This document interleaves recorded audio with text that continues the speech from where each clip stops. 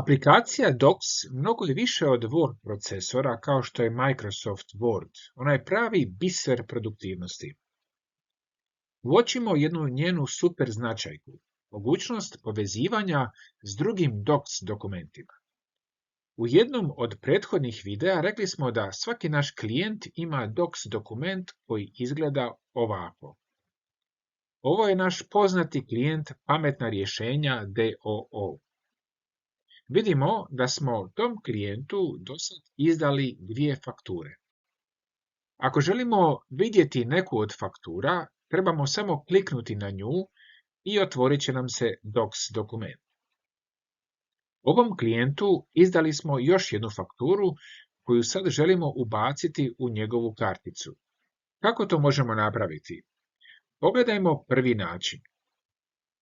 Najprije se pozicionirajmo na dokumentu.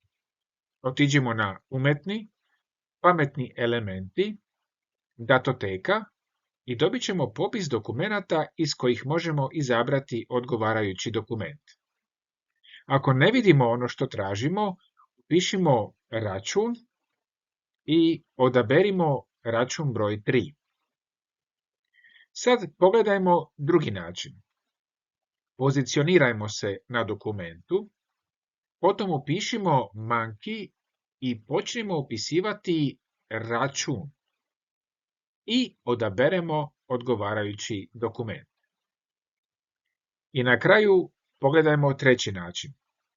Ponekad na prethodna 2 načina nećemo moći dobiti dokument koji tražimo zbog vremena ažuriranja. U tom slučaju potrebno je otići na Google disk i pronaći taj dokument. Potom kliknemo na dijeljenje i kopiramo vezu. Vratimo se u Docs dokument, pozicionirajmo se i kliknimo Ctrl+V, odnosno Paste, i na kraju pritisnemo Tab i račun broj 3 je na svom mjestu. Na kraju predvidimo mjesto za 4. fakturu.